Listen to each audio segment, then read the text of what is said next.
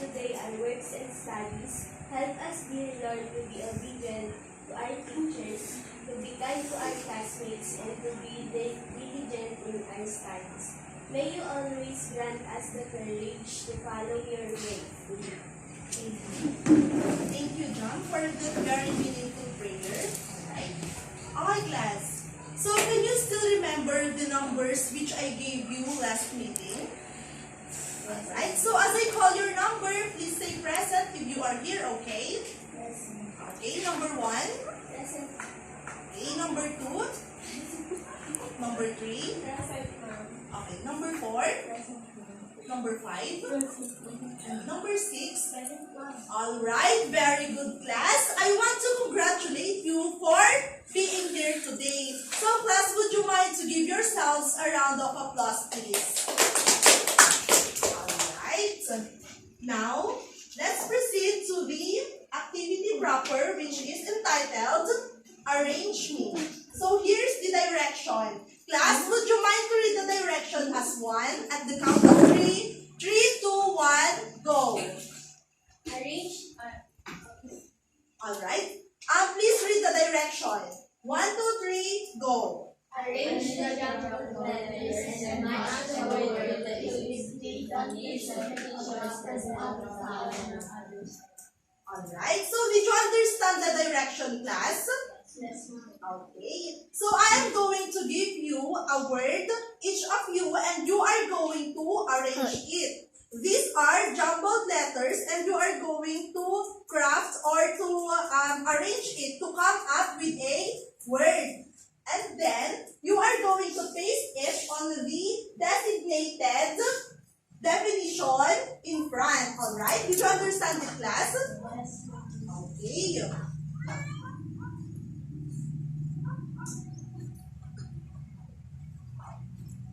Okay, class, you may now open the envelope and I am going to give you 1 minute to arrange the word, the letters rather. Okay, class, so are you done arranging the letters? Yes, ma'am. Okay, so let's check if you have successfully arranged it. Let's begin with John. So what is the word that you have arranged, John? Comparison. Alright, so comparison, very good. So, can you define comparison? The act of grouping and things to see how they are similar. Alright, very good. That is correct. How about you, Abby? What did you come up with? Alright, so what is the definition of facts according to the definitions that are pasted in front? It tells whether this statement is true or false. Alright, very good. Now let's move on to Lorraine. So what is the word that you arranged? Policy. Okay, so can you define policy? Set of rules that leads to policy. Alright, very good. That is correct. How about you, Krista? What word did you come up with? Alright, cool. So, can you define it based on the statements in front? A reason for doing of our feelings something. Alright, very good. That is cause. How about you, Chloe? Value. Value. Can you define the value according to the statements? Usefulness or importance of an argument. Alright, very good. That is the definition of value. Okay, so for the last but not the least, how about you, Jenaline? What did you come up with? Definition, very good. So from what is the definition of the word that you have come up with? A statement that describes what's happening. Alright, very good, class. You are also brilliant. So would you mind to give yourselves a round of applause for that? Alright. So did you enjoy the activity, class? Yes, ma'am. Okay, so let's proceed to the next part. Can you still recall, class, what was our last topic? What was our topic last meeting? Anyone? What was our topic last meeting? Okay, so isn't it that our topic last meeting is about logical fallacy? So class, what are the 4 types of logical fallacy? Anyone? Yes, Krista? As the Yes, please stand up, Krista, when you have something to say. Generalization, post hoc, slippery slope, appeal to authority. Okay, very good, Krista. That is correct. The four types of logical fallacy are hasty generalization, slippery slope, post hoc, and appeal to authority. Okay. Now, can you read the statements written on the presented class? Anyone? How about you, Abby? Would you mind to read it?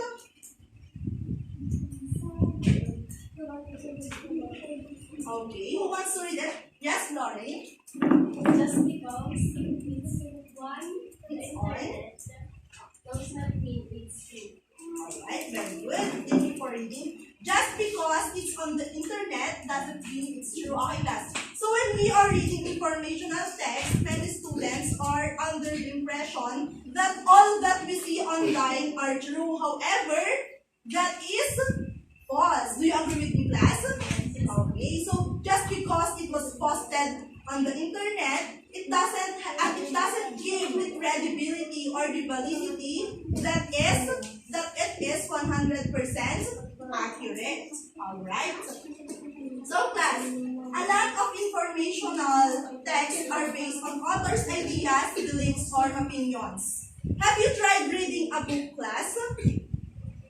Yes, a story. So when you are reading a story, have you tried questioning the opinions or perspectives of the author? Okay, Lord Lawrence. So, can you give an example of that?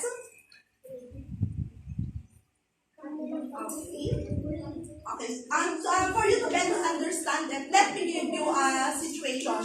For example, you are reading an argument or an article online, and it says that COVID-19 isn't really contagious. So, do you agree with that, class?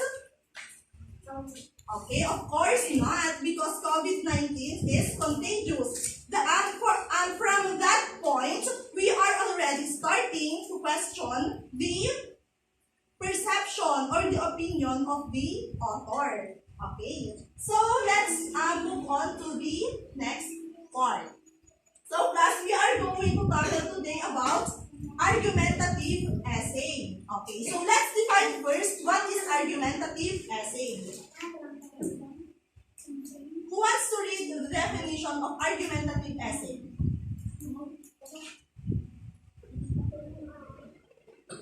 Who wants to read it?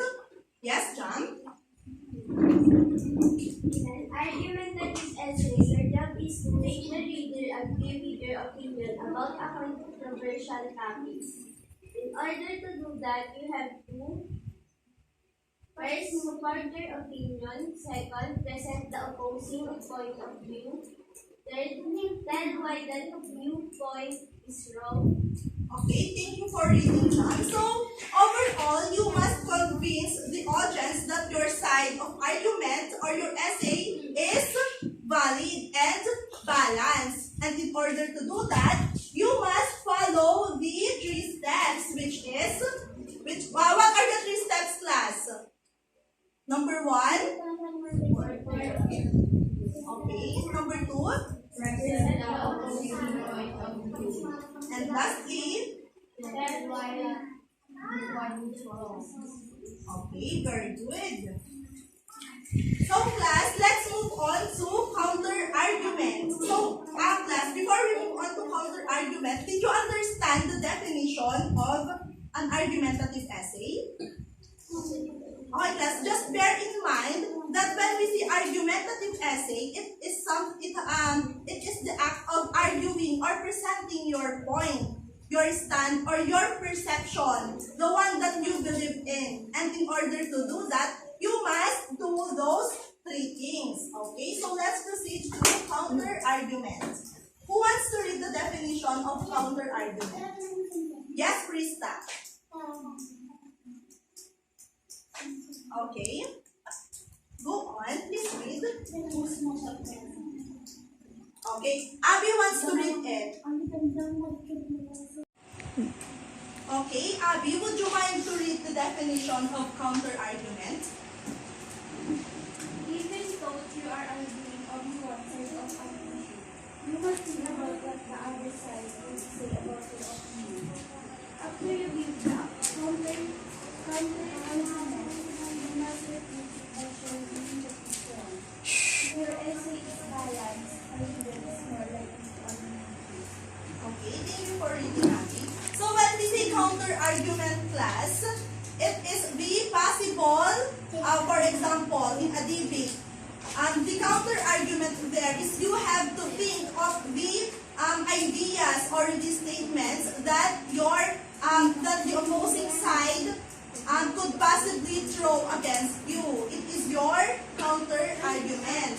So a counter-argument is an argument or set of reasons put forward to oppose an idea that may serve as a witness to your position. Okay, so did you understand it, class?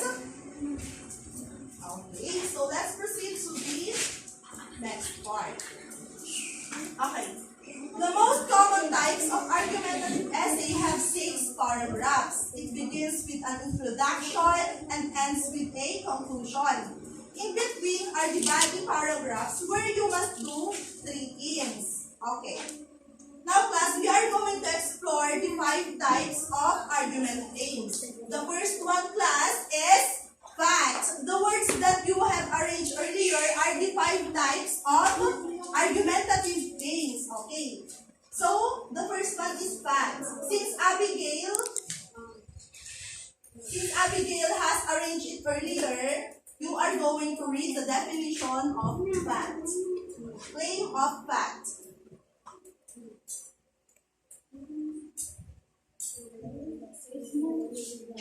Would you mind to read the definition of claim of fact? It considers whether it is true or false. You have to ask yourself this question. So here are the questions. Abby, please continue reading, please. Okay, so here are the questions. What happened when you are arguing and when you are making an argument that is related to claim of fact? You have to ask these questions. What happened? Is it true or does it exist? Based on the definition of the facts earlier, it tells whether the statement is true or false. So, class, would it be true if it did not exist? No, right? Okay. So, that is the claim of fact. So, for you to better understand it, here is an example. Okay, who wants to read the examples? Krista, would you mind to read the examples? Okay, John, would you mind to help Krista? She can barely see the examples. Example, Barack Obama is the first African-American president. Second, the tallest man in the world, Robert Wadlow, was 8 feet and 11 inches tall. Okay, class. So, do you agree that these statements are fact? Class? Hello? Do you agree, class, that these statements are fact? Okay, very good. These statements are factual since they have been proven and there are evidences that proves that they are true and existing. Okay. Now let's proceed to the claim of definition. Who wants to read it?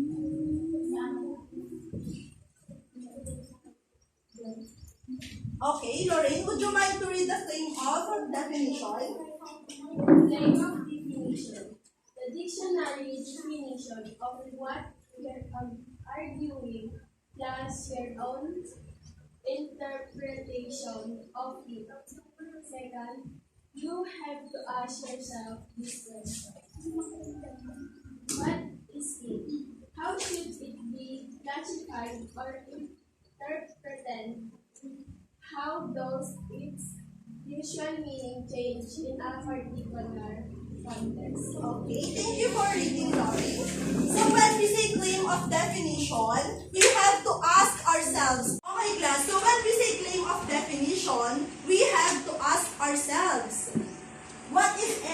how should it be classified or interpreted? How does its usual meaning change in a particular context? So when we say definition class, here we are going to define first the topic, and then and after that we are going to support our claim.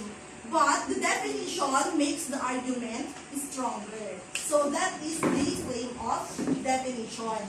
So here is an example of the claim of definition. Who wants to read it?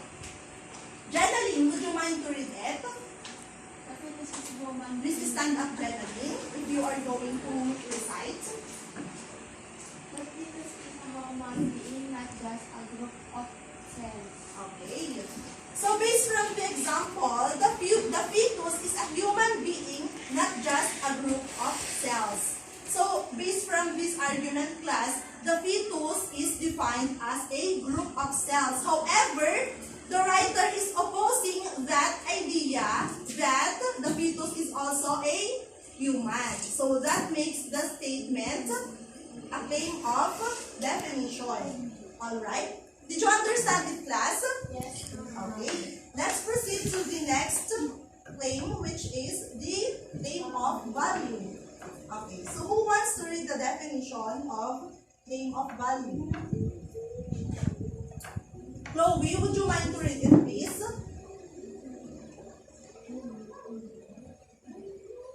Please stand up and read. Go on. Okay, so who wants to help Chloe? I'll get back to you, Chloe, okay? How about you, Lauren? Claim of value. The importance of what you're arguing. Signs of certain causes and effects can also be used as well as hypothetical examples that project possible reason. Okay, so thank you for reading.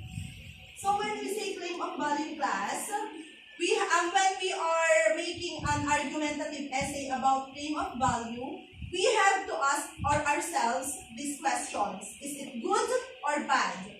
How bad? How good? What word is it? Or is it moral or immoral? Okay, class.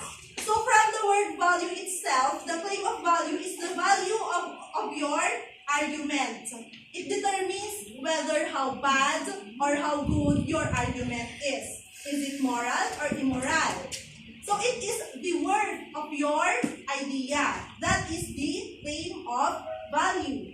So here is an example of the claim of value. Okay, so who wants to read it? Yes, John? Science fiction novels are more interesting to read than romance novels. Second, public schools are better than private schools. Yes. Thank you for reading. So when we say claim of value, class, we are establishing a criteria. So when we are making a criteria, we are already making a standard. So as it has been stated, class, science fiction novels are more interesting to read than romance novels. So from that point, you are already making a criteria. You think that science fiction novels are more interesting. So it is more worth it to read than romance novels. Okay? Okay, yes? Based from the second examples, public schools are better than private schools. Do you agree with that, class? What? Do you agree with that? No. Okay? Public schools are better than private schools. That is the argument of the writer. Okay? So from then on, the writer will support his or her idea through making counter arguments. So that is the claim of value. Now, let's move on to the next claim, which is the cause and effect. Okay, so who wants to read it? The claim of cause and effect. Yes, Krista, would you mind to read the definition of it?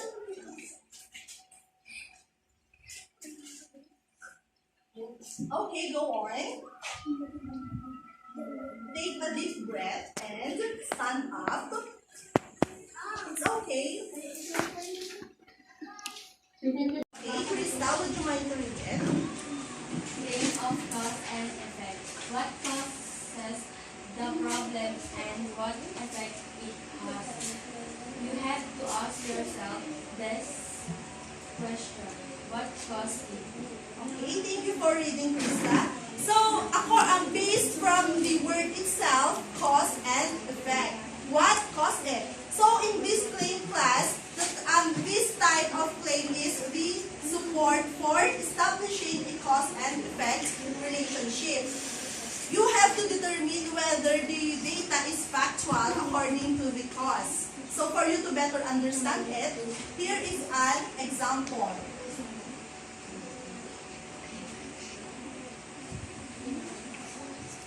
Okay, here's an example of the cause and effects. Overeating causes disease and early death. So class, the cause here is the overeating and the effect is the early death. Okay? Did you understand it, class? So another example. Jam, would you mind to read it? A healthy economy causes people to have faith in their political leaders. Okay, so what is the cause in this statement? A healthy. Okay, very good. How about the effect? To have faith in their political leaders. Alright, very good. That is correct. So, from the word itself, class, cause and effect, you have the cause is supporting the cause results to the effect. Okay? Now let's proceed to the last type, which is the claim of policy. Alright, class. So, who wants to read the definition of claim of policy? Yes, Lauren. I can see that you want to read. Why you should care and what you should do about it after reading. Okay, thank you for reading. So, class, the claim of policy is usually found at the conclusion part, okay, of the argumentative essay. The claim of policy is it is the aftercare. After you have presented your positions, your so when we are making a claim of policy, we need to ask ourselves these questions. What should we do about it? How should we act? What should our future policy be? And how can we solve this problem? Okay, so when we claim, class, that all graduate students should attend the flag raising ceremony, you are already making a claim of policy. Okay? So the hint there, class, is the word should. Because you are already making a you are asking or you are making the readers to agree with you with the policy that you are pertaining with. Okay? So did you understand it, class? Yes. Alright, so do you still have any questions? Alright, so if that's the case, then let's proceed to the activity proper. But before that, class, you should bear in mind that the claim of policy often describes a problem and then suggests ways to solve it. That is the claim of policy.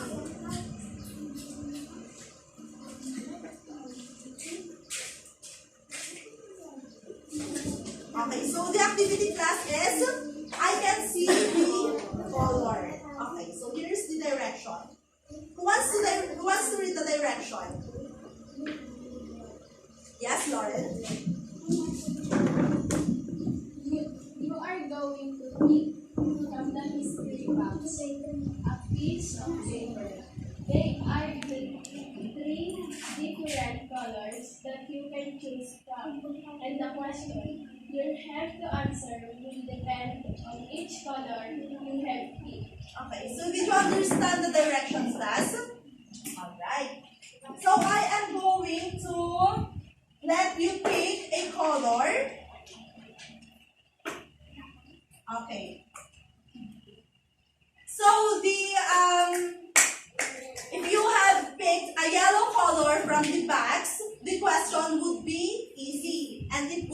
equal to 3 points. And if it is green, moderate questions, which is equal to 4 points. And the red one is hard, but it is 5 points. Okay? One of you, please, no cheating, don't, please do not see it. Close your eyes if you are going to pick. 5 points. Close your eyes. All 4 points. 3 points. Okay, you have to pick another one. No, get the candy. It's your. So, my candy. Wait for your turn to wait. Yes, ma'am. Okay. You have to close your eyes if you are going to pick.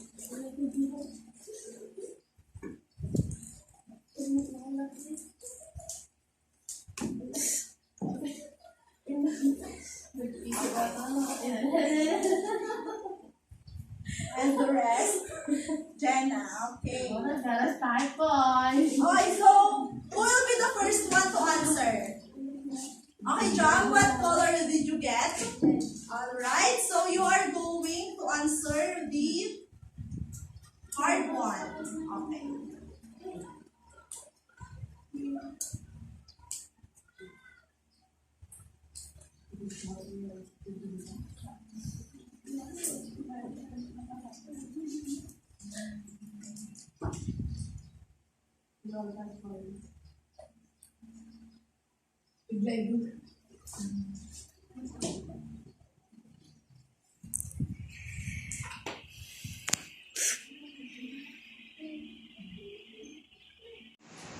Okay, so who got the yellow colors? The easy one. Okay. So who wants to answer first? Do you want to answer first? Okay. Lauren volunteer. So here's the question. Please stand up and read the statement. It is the act of establishing the criteria for goodness or badness and will apply them to the subject to show why something should be Regarded. regarded as either good or bad. Okay. So what is the answer, Lauren? Claim of fact. Okay, so claim of fact.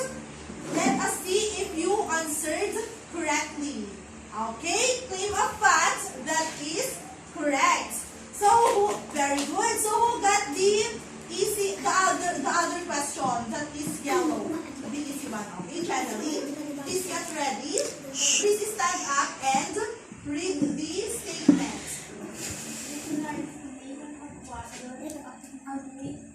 Your house at the location of food. Okay, very good. So what is the answer? Claim of definition. Alright, so let us see if you got the correct answer. Okay, very good. So the answer is claim of definition. So both of you class, both of you, Jadeline and Lauren, you have 3 points each. Okay. How about the moderate or the green card? Who got it? Okay, Abby and Krista. For the green card or the moderate ones, Abby, please stand up and read the statement. Uniform should be required at all public places. Okay, so what claim is that, Abby? Claim of policy. Okay, so let us see if you got it right. Okay, so claim of policy, that is correct. So you got 4 points. So who got the other green card? Yes, Krista. Okay, Krista, get ready. And please stand up. Then read the statement.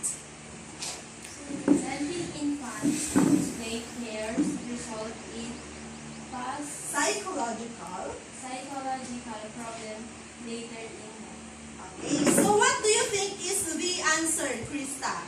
Claim of cause and effect. Okay, are you sure? Are you sure, Krista, that it is a claim of cause and effect? Okay, so it is because of the word Should. Now, let's see if it is correct. Okay? Claim of cause and effect, that is correct. So, both of you got the 4 points. Alright, so let's get to the exciting part. Who got the red ones? The red card. Okay, Chloe and John. So, who will be the first one to answer? Okay, Chloe. For the hard ones, please stand up and read the statement. Okay, so Chloe is still preparing herself to answer the hard one. Okay, let's proceed to John. John, please get ready and read the statement. When you insist a paper was turned on time even if the professor cannot find it, or that you were not exceeding the speed limit when a police officer claims that you were, what claim are you making? Okay, class. What do you think is the answer of this? No, John, what is the answer of this? Claim of fact. Okay, are you sure? Okay, so let us see if John answered correctly. Okay, very good. Claim of fact. John, you got 5 points. Okay. How about you, Chloe? Are you ready? Yes, ma'am. Okay, so please stand up and read the statement number 6. I explain that how to be some of homemakers are valuable as those of professional. That type of claim are you making? Okay, so what is your answer, Chloe? Claim of value. Okay, are you sure that it is a claim of value? Okay, let us see if you got the correct answer. Alright, claim of value. Okay, class, you all got, for Janeline and Lauren, you got 3 points since you picked the easy ones. And for Abby and Krista, you got 4 points each. And for John and Chloe, you got 5 points each. Okay, very good. So please remember your scores and take note of that, for it would be added later on your quiz. Okay? Okay, so let's proceed to the... Okay, let's do a recap. So class, who among you can summarize the topic which we have discussed earlier?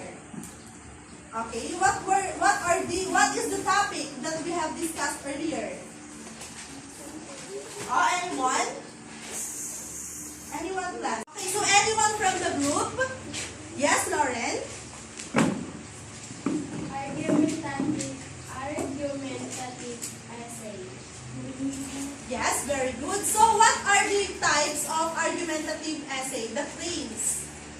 Claim of cause, claim of fact, claim of definition, and claim of value. Okay, very good, Lauren. That is correct. You have a sharp memory. So those are the 5 types of claim in an argumentative essay.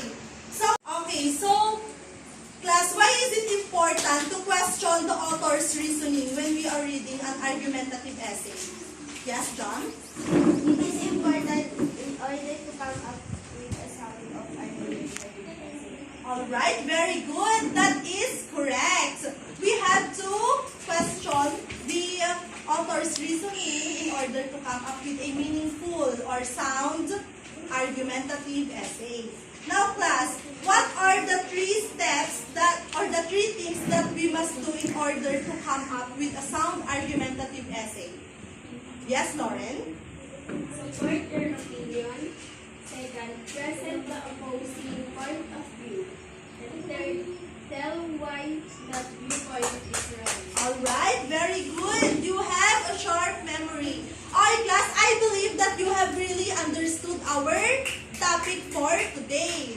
So, I think that you are now ready to the next part of our lesson. So, let us test your understanding. Class, bring out one more sheet of paper, and we are going to have a short quiz.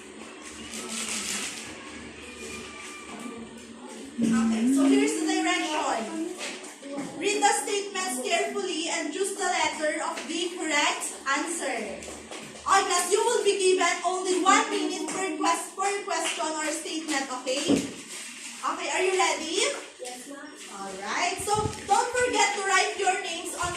your paper, okay? Okay, so here's the first question. For those who can't read it, I'm just going to read it loud.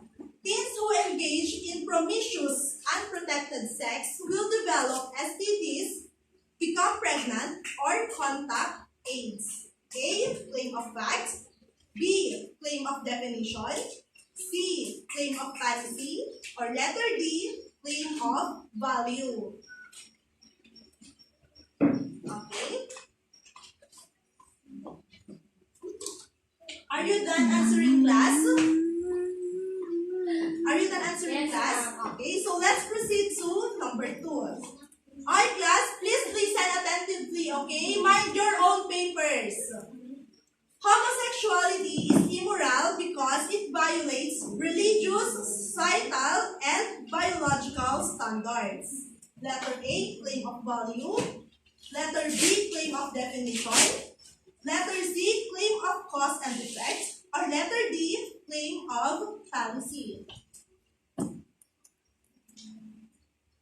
Okay? Okay, so are you done answering, class? Okay, so let's proceed to number 3.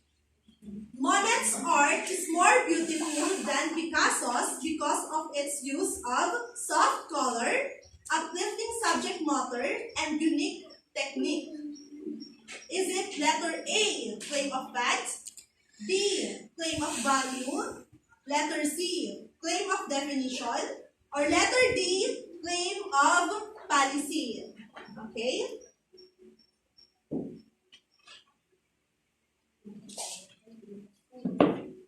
Alright, so are you done answering, class? Okay, let's proceed to item number 4. Alright, class, please mind your own papers.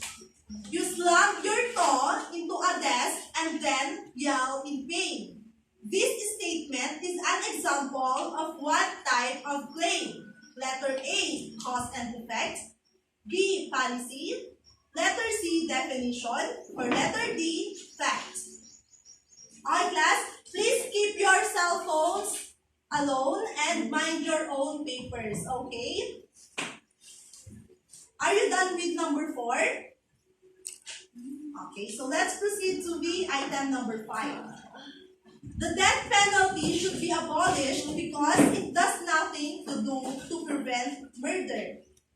Is it A, claim of definition, B, claim of fact, C, claim of fallacy, or letter D, claim of value?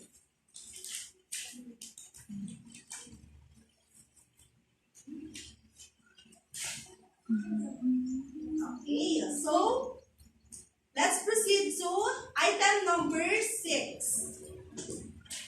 Joey is too bossy. He has poor listening skills, always shouting at people and making decisions without asking committee. This statement is an example of a claim of definition. Is it true or false?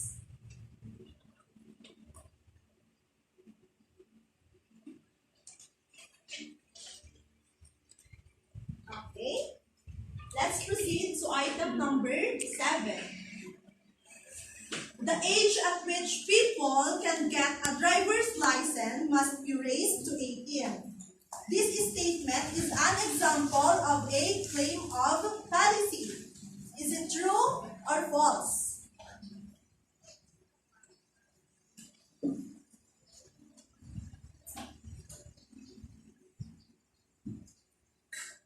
Okay, let's proceed to number 8. Legislation should be passed to stop the sales of cigarettes. This statement is an example of cause and effect claim. Is it true or false? Okay, class, is it true or false? Alright.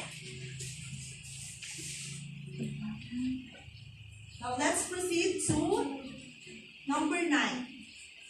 A claim of fact asserts that something quantifiable has existed, does exist, or will exist.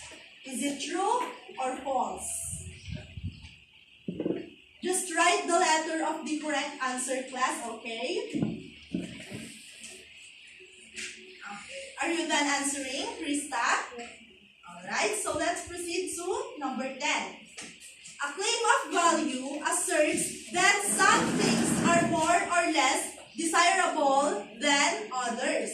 Is it true or false?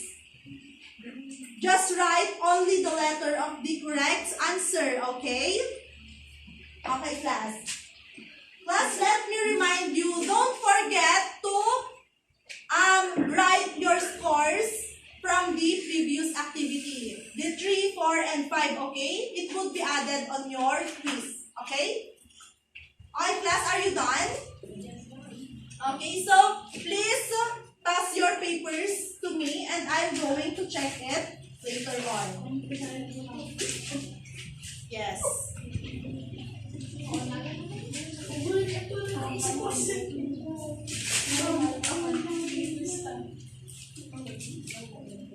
Okay. Alright, class, so I am going to announce your scores next meeting, and the highest score, the one who gets the highest score would be given a treat. Okay? It would be a surprise. Okay? So, for your assignment, class, would you mind to read your assignment? At the count of 3, all of you. 3, 2, 1, go. Have an advice reading about that your argument anything. Okay, so please take note of that, class. Have an advanced reading about the structure of argumentative essay. Okay. So while you are writing your assignments, do you still have questions in mind? Okay, so did you understand the topic, class? Yes, ma'am. Okay, very good. Are you done writing your assignments? Are you done writing your assignments, class? No. Okay. Okay, so how about you, Lauren? Do you still have any questions in mind? Okay, if that's the case, then let's call it a day. But before you go, class, please observe play go, okay?